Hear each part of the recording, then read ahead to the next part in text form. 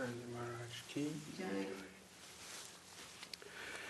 Continuing with the reading of the book In the Light of Loving Devotion by Srila Bhakti Rakṣaka Śrīdhar Dev-Goswāmī Mahārāj. Chapter 4. The Charm of the Upper World. A life worth living. In the divine realm, in the abode of the Lord, Krishna, we will not be a master. Rather, we shall be very eager to consider ourselves to be a slave. That realm is so high, there is a competition in the conception of slavery, to be the slave of a slave of the slave of the Lord. If we have enough boldness to sacrifice ourselves to the extreme, then we can hope to live in that domain. Hegel expressed, "Die to live." The conception underlying this is very broad, bold, and of very deep meaning. The scriptures and the saints ask, are you ready to die to yourself? Then we can recommend a land where you can live. But are you bold enough to die? That there is nothing worth living for in this plane of Maya, illusion. Are you ready to come to this conclusion? That every particle here is worthless and also mischievous. Have you come to realize that? And there's a note here, note 1.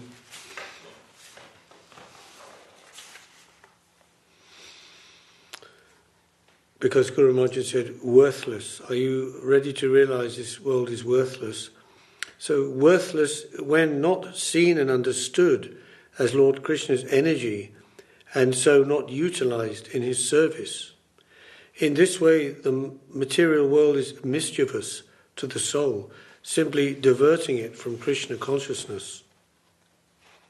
Back to the text. If you think that this world is not worth living in at all, then you will be easily ready to die wholesale, and you'll be given the opportunity of living a proper life after death. That is really life after death.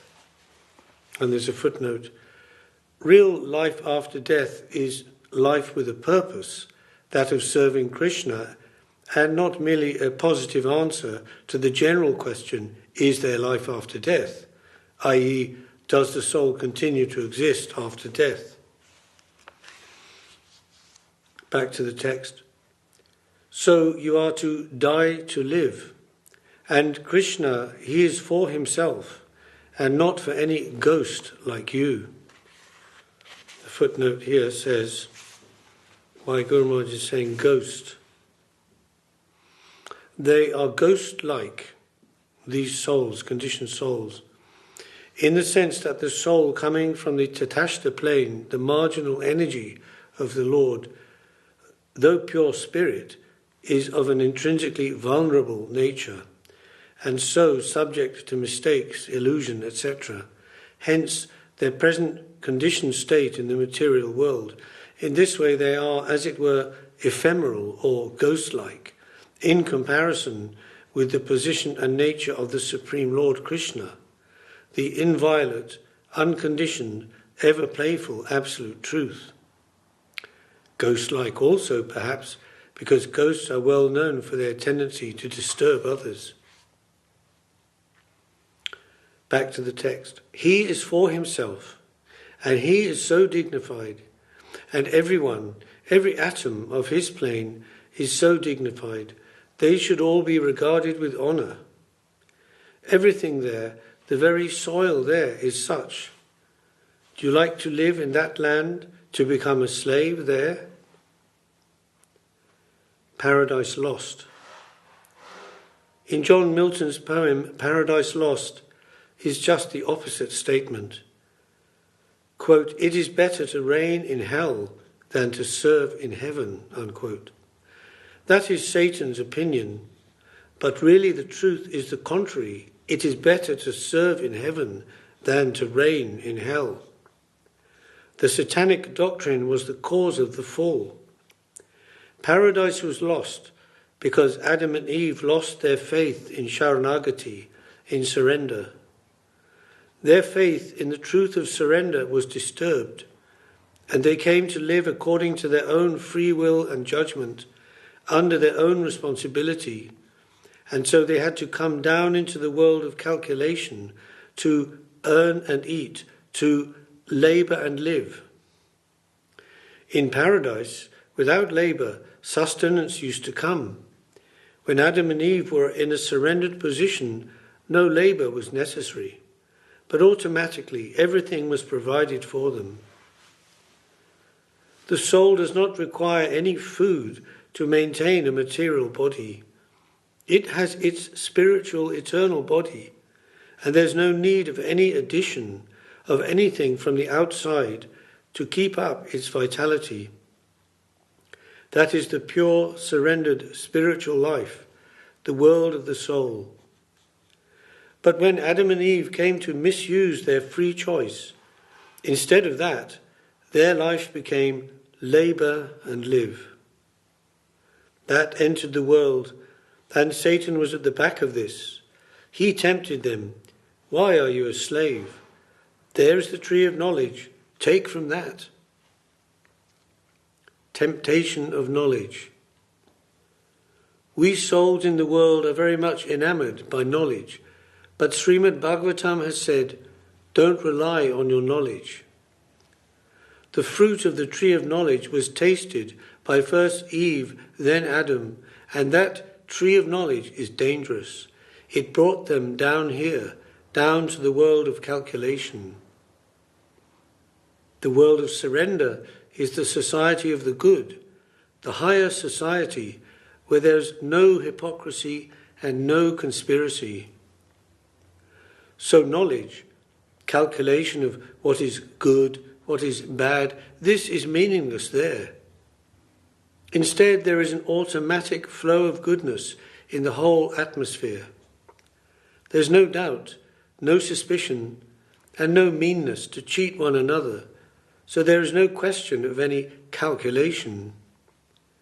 That is so in the lower part of the spiritual abode in Vaikuntha, and higher again in Golok it is more beautiful, more loving, more sustaining, more sweet, and more ecstatic. A sweet home. What is necessary for us is practical faith in that sort of life, in the charm of that sort of life. And Krishna promises, Sarva dharman parityaja, mam ekang sharanam braja, ahang tvang sarva papebhyo, mokshayishyami masucha. Srimad Bhagavad Gita 1866. Quote, give up all kinds of religion and surrender to me alone. I will liberate you from all sins. Do not despair. Unquote. In the Bible, there is a history of the soul's fall, but there it is not described very clearly or minutely how the soul is going up towards the Lord. It is vague, only that the Son of God has come to take the soul up to the divine abode, the abode of God. The fall of Adam and Eve, how that came about, that is very clear. But how the soul is taken from this plane to that, from the lower to the higher, there is not any clear or explicit description, nor of who are residing there in that higher plane. There are so many Christ-like souls who have full faith in God's land, God's actions, God's goodness, so much so that they treat all the wealth, the prosperity, the charm of this world of enjoyment as nothing. They will trample it under their feet.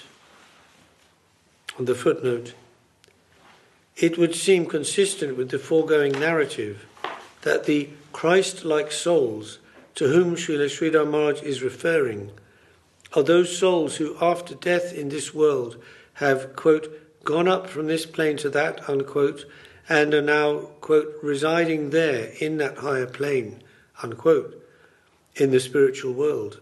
However, it also refers to souls of high purity and realization still embodied on earth, because he goes on to say that they, quote, treat all the charm of this world of enjoyment as nothing, unquote. Certainly this is not inconsistent with the Vaishnava Siddhanta that a soul can be Christ-like in any condition, materially embodied or otherwise. It is a question of their state of consciousness. Back to the text. They have died to this world. I resign all covetable posts in this world, however great, of kingship, leadership, or of the charm of a lover like Romeo, or a beloved like Juliet, all dismissed. I am ready to dismiss all these things for a higher life, a life mystic, unknown, a sweet, sweet life, a sweet home. Life, the afterlife and beyond. Bhagat Singh was one of the leading anarchists in Punjab, and he was captured and given capital punishment, a death sentence. One gentleman asked him, "The day of your death is drawing near. How do you feel?" He replied, "I am very eager to see the afterlife. This life is finished for me completely. I have no charm for this life. Now I am very eager to see the afterlife." But Bhagat Singh did not know that his afterlife must be also similar to this. The anarchist's afterlife, what kind of good can it be? He has attraction for this mundane world, and he cannot tolerate another's ownership here, and he wants to snatch the ownership of this material world from him. So what kind of afterlife he will see? Will it be anything very glorious? But we are to see, rather, all achievements, all positions in this world, neglectfully, as of no importance, no dignity. Even the post of the creator of this material world, Brahma.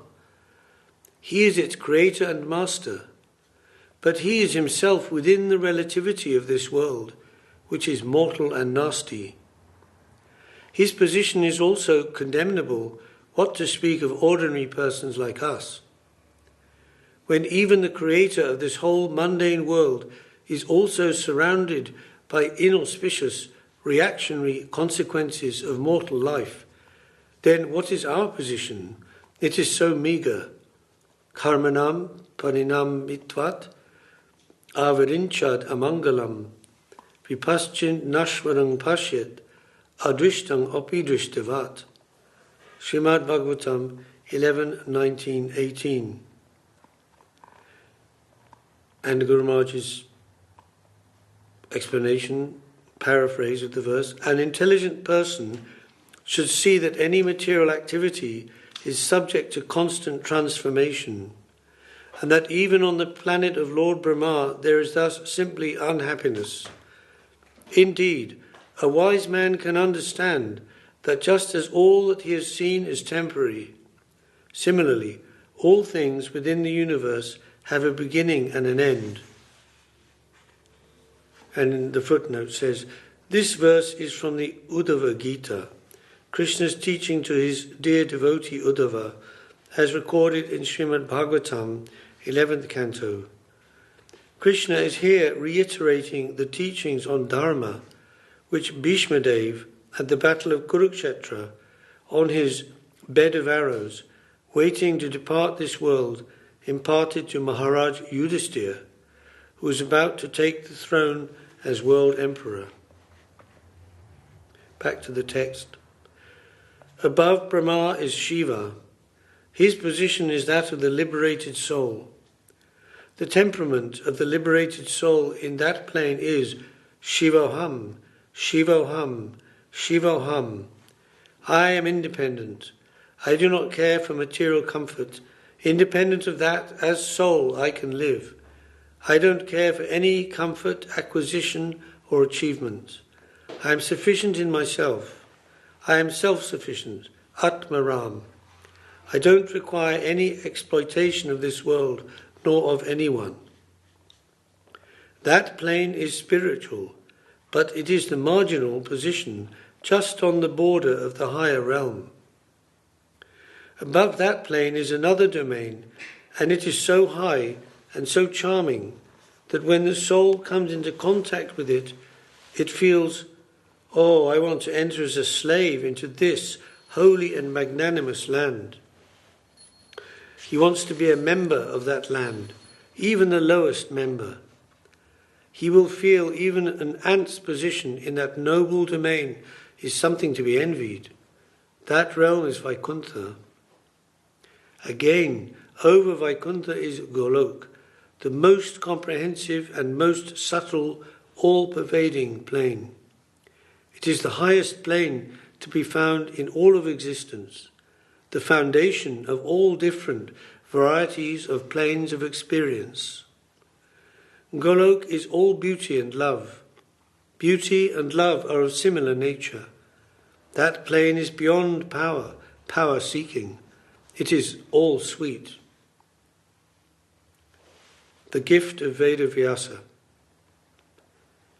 This conception has been definitely brought down from the highest plane for us by Mahaprabhu and Nityananda and by Śrīmād Bhagavatam, the last gift of Veda-Vyasa. Revealed truth in its greatest form and magnitude was given by Vyasadeva here in India from Badarik Ashram. The key to that treasure chest was given first to his son, Shukadeva. Shukadeva tried to impress the then scholars of India with that highest ideal of the whole theological world, and did so successfully with his delivery to Maharaj Parikshit at Shukatala. After that was a second sitting at Naimisharanya, where 60,000 Brahmin scholars met together just before the onset of this Iron Age, Kali Yuga. At that gathering was one special scholar who had been present at the assembly of Dev-Goswāmī. He was an extraordinary scholar, Śrīdhar. That is, by hearing once, he can remember the subject forever. His name was Sutta Goswāmī, or Ugrashrava, meaning one whose oral reception is of the highest degree, is extraordinary. And at Naimisharanya, Sutta Goswāmī distributed that knowledge, the Bhagavat, to the scholars there. So there were 4 sittings in all. The first from Narad to Vyasadeva, second from Vyas to Shukadeva, third from Shuk to Parikshit in the assembly of sages at Sukatal, and the fourth at Naimisharanya from Ugrashvara Sutta to Shonaka and the Rishis. Then Vyasadeva wrote 3 introductory verses, and with that the whole composition was distributed to the world. Beyond Jealousy. The 3 poems which Vyasadeva wrote are Janmadasya yato nirvad itaratas chatesh abhigyasvarat tene brahma hrida ya adi kave muhyanti yat suraya tejovari midang jata vinamayo jatta trisagor misha dhamna svena sada nirasta kuhakam sattang parang dhimahi. Śrīmād Bhagavatam 1.1.1. Then, Dharmak projita koitavo traparamo nimatsaranam satam vedyang vastavang atravastu shivadam tapa trayon mulanam Śrīmād Bhagavate mahu muni krite king va parar ishvara saddo vid avarudyate tra kritibi sushrushpish takshanat.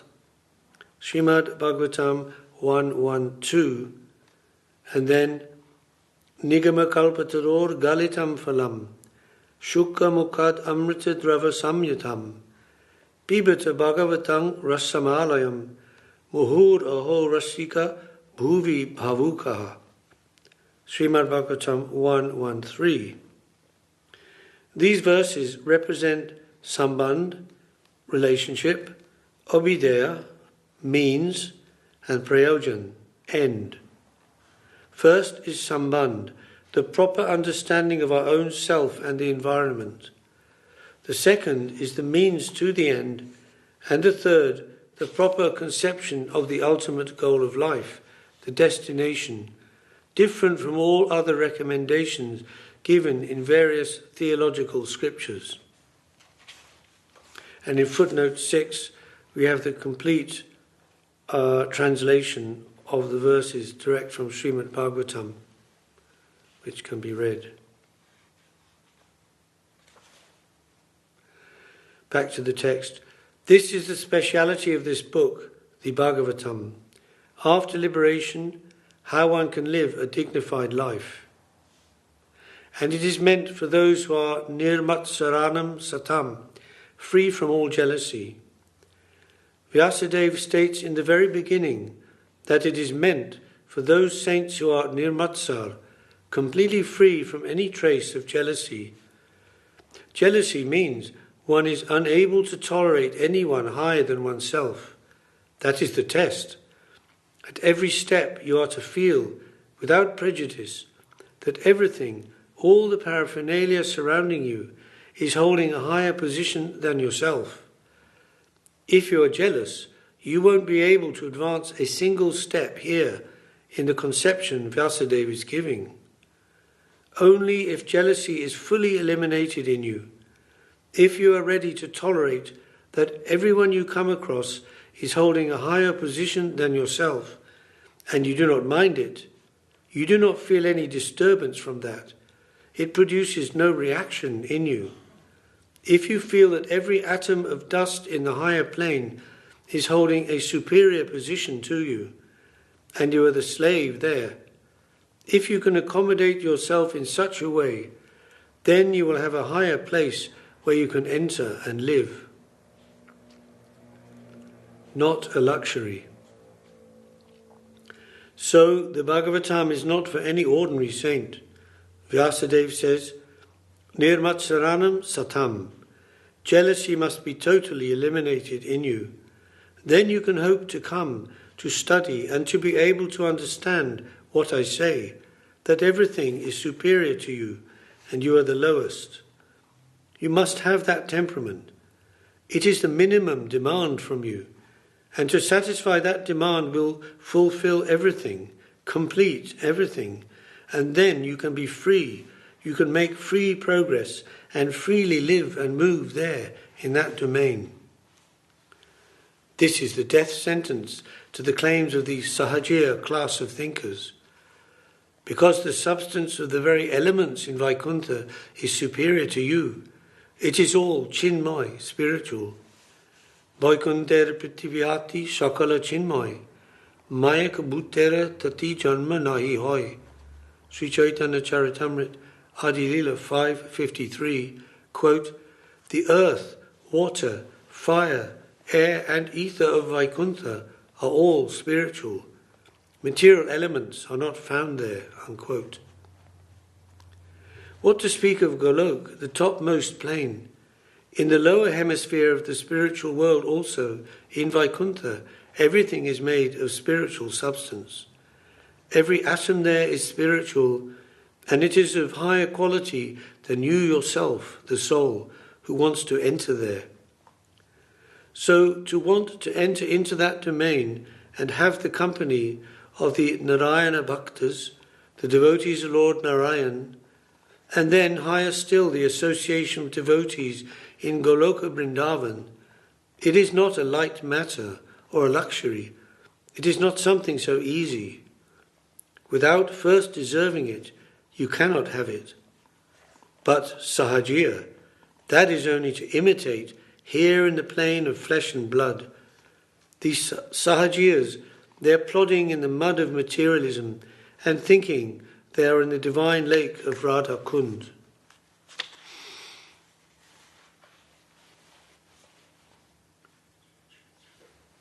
Chapter 5. The Infinite Embrace. Happy association. Surrender to the Lord, that means die to live. And death's jurisdiction is so wide, not only physical death, but death of all our ambitions, our ambitious aspirations, and then to live. And living in that divine realm is so great, so wonderful. It is an unknown, strange thing in comparison to our present living. But that is really living among all who are good, all high, all divine, and all superior to us. How happy is that living, that life? Wherever I'm moving and breathing there, everything is of higher quality than my own self. How happy it is, how elevated and elevating.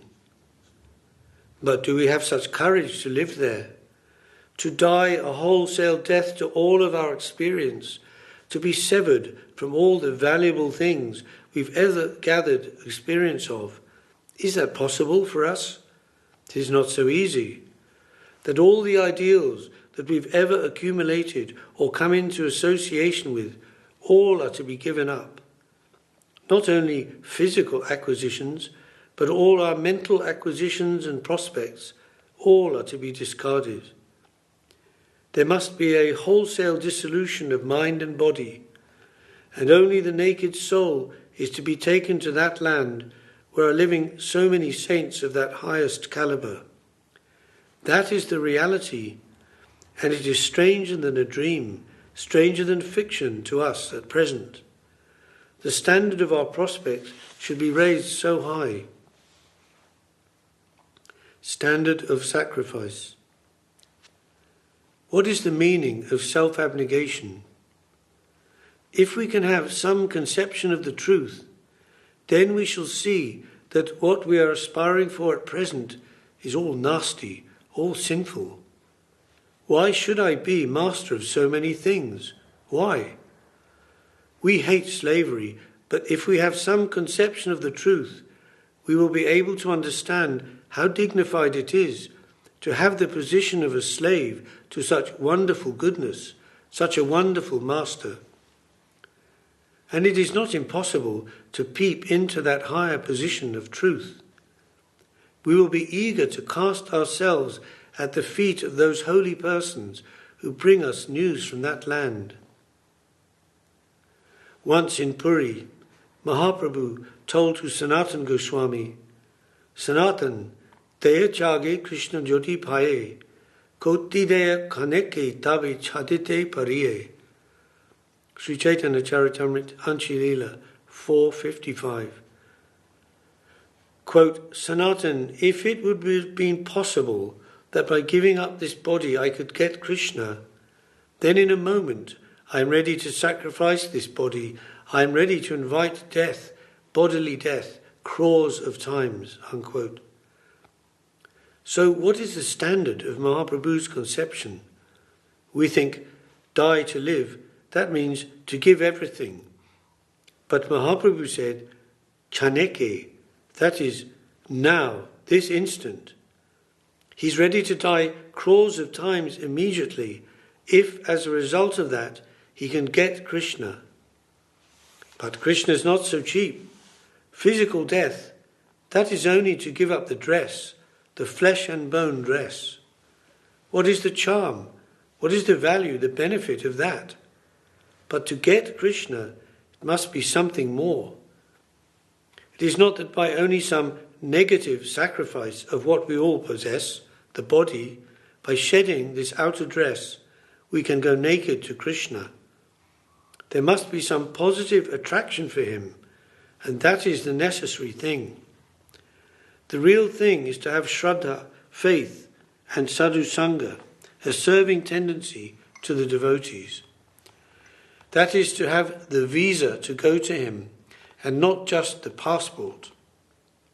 It is not that by collecting any number of passports I can go, but a visa is necessary, a sanction from that place. Infinite resources. The residents of that domain, that divine abode of Krishna, are very generous, very loving, and infinitely resourceful. Infinite resources are there, and that is not found in this world. Here, sometimes we see that the government of a particular country tries to oust the immigrants, the foreigners. For so long the government may have been very liberal towards them, but then they find that so many foreigners have come to live there, and it is making the indigenous people's life intolerable, so there must be some check on the immigrants. But in the infinite world, there's no such limitation. All may come. The criterion is only, come with goodwill. With standard goodwill you should come, and you're all welcome here, infinitely. But you have to give up all your anti-tendencies towards this land. Keep them outside, then come. Come for the interest of this land, for the Lord. Come. You are welcome, very earnestly, affectionately welcome. Krishna is the Lord of all of us, not only a particular section. He is Lord of all, and He is a loving Lord, and He is infinite. His love is infinite, His ways are infinite, everything of Him is infinite. So in the infinite world, there's no thought that our portion will be less if others come and participate in the service here. Rather, they think, we want that more and more will be engaged in His service, and we will be more happy. But be mindful only that you come for service, for His satisfaction. That is the criterion. We are here seeking for His satisfaction, not for the satisfaction of any one of us. And if we find anything lacking in you in that regard, we will turn to become your enemy. With this idea, this understanding, all can come. The criterion of love. So, satisfaction of Krishna, of the centre, is all in that realm. It is mentioned in Sri Chaitanya Charitamrita that Radharani says of her opposition party leader, though that anti-party is a necessary part of the Leela, the divine play, for the satisfaction of Krishna, she says, she does not know how to satisfy Krishna to his heart's content. So why does she venture to come very close to him? If she could do so, if she could satisfy him, I would have no objection. Rather, I would try to bring her to him, to my Lord.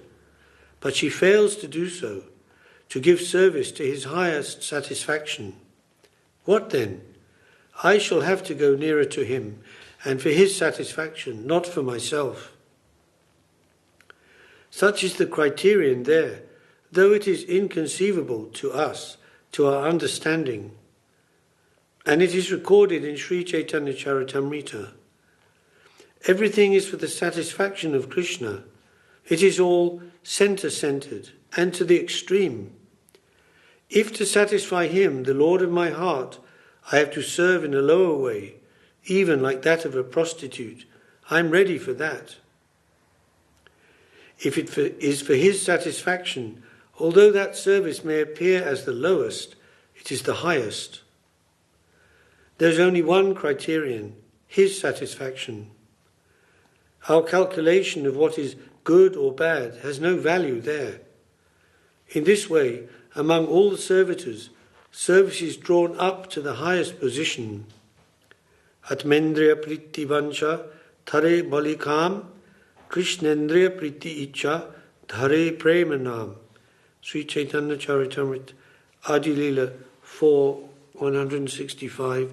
Quote, the desire to gratify one's own senses is calm, lust, but the desire to please the senses of Lord Krishna is prem, love. Unquote. Divine aspiration. These are all very high things. It is easy to talk of them, but to attain them is very, very difficult. So it is safe for us to realize that one day we may hope to reach so high, though now we are far away. At present, we are in the midst of disappointment. We feel, I don't like this. I don't feel in a normal position here. I feel dissatisfaction, virakti. I do not know whether my aspiration will be realized, will be fulfilled any day or other, but still I cannot connect my faith with any other thing, any other conception but the Krishna conception. Just because I may be able to get something easily and very quickly in a day or two, should I make my connection with that? I am not a person to make any such contract. In my quest, in my search, eternal search, I may or I may not get it, but still I won't budge an inch from the ideal that my Lord is Krishna in Vrindavan, and Krishna is the son of Mother Yashoda, the friend of Subal and others, and the consort of the gopis and Radharani. I want to have the service of that Krishna and the service of the servants of his servants. That I adore, I welcome, and not kingship or leadership in any sort of mundane achievement. So Lord Krishna says to Uddhava in Srimad Bhagavatam 11:14, Na parameshchang, na mahendradishnam, na sarvabhaumang, na rasadhipatyam, na yoga siddhir apunar bhavangva, mai arpita mechati madvinayat. Quote, one who has fixed his consciousness on me desires neither the position or abode of Lord Brahma, or Lord Indra, nor an empire on the earth, nor sovereignty in the lower planetary systems, nor the eightfold perfections of yoga, nor liberation from birth and death. Such a person desires me alone. And there's a footnote about this verse. Fixing one's consciousness on the Lord and desiring him alone. This is the goal of all serious spiritual practitioners, something which would appear a mere fantasy to materialists, and one which, since they have made personal or extended, family, society, etc., sensual, mental, intellectual happiness, quote unquote, the supreme goal of their life, they would not consider desirable or worthwhile. But whether or not such a spiritual goal is achievable, the transcendental seeker can never abandon it. Here what is very important is sincerity, one's being clear and straightforward, being honest about oneself.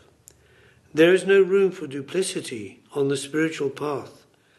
All spiritual traditions attest to this. Srila Bhakti Siddhanta Saraswati Thakur, founder of Sri Gaudiya Math, was especially strong on this point. Inability or incapacity in following strictly or well the spiritual principles due to personal weakness, after all the spirit is willing but the flesh is weak, is excusable if one is sincere. But hypocrisy, double-dealing, the attempt to cheat others into believing one is a spiritually advanced, saintly person, that is a matter far more detrimental to one's spiritual life. Ultimately, this is of course only to cheat oneself. The Lord knows everything, and in one way or another this deception will be exposed, and the chance to reform will also be given. Al-Ghazali, Abu Hamid Muhammad al-Ghazali, the renowned Sufi theologian, philosopher, jurist and mystic, wrote about the complete surrender to the Lord to which the soul is called, in which there must be an annihilation of the false ego self in order for the true self to be revealed in all her true glory. This process of stripping, Srila Śrīdhar Mahārāj referred to as die to live, so that one's golden self can emerge. All pretenses will be brought to the surface and removed, like impurities when gold alloy is smelted in the crucible. This process Srila Rupa Goswāmī named as Anatta Nibritti. In his poem, Only the Lovers Will Not Be Destroyed, Al-Ghazali, also known for his common sense, humanism and humour, writes, quote, on the day of judgment, the Lord of wisdom shall demand of the learned, what did you do with the knowledge and learning I gave you? They will reply, we spent it on your way. Then the Lord of Wisdom will say, "You are liars." And the angels will also say, "You are liars." And the Lord of Wisdom will continue, "You say you spent your knowledge and learning in my way. Nonsense. You spent it in scavenging for applause, trying to pass yourselves off as savants, and wheedling worship from the masses." Then the Lord of Magnificence will ask the rich, "What did you do with the wealth I gave you?" And they will say, "We gave it away in your way." And the Lord of Magnificence and his angels will say, "You are lying. You gave it away only so people would call you charitable." Then the Lord of Power will summon all those who sacrificed their lives in holy wars, and he will ask them, "How did you spend your life?" And they will reply, "We gave away our life in your way." And the Lord of Power and the angels will laugh and call them liars and say, "You sacrificed your life only so people could call you courageous and dub you as martyrs." Only the lovers on that last day will not be destroyed. And there's a note to the note. Al-Ghazali greatly influenced the mystical poet Rumi, who lived a century or so after him. He's also said to have influenced the development of Christianity in medieval Europe. His were the leading works read by key Christian thinkers, most notably Thomas Aquinas. He was active in Persia during Islam's golden age of progressive inquiry and relatively enlightened rule. That's the end of chapter 5. Yeah, good stuff.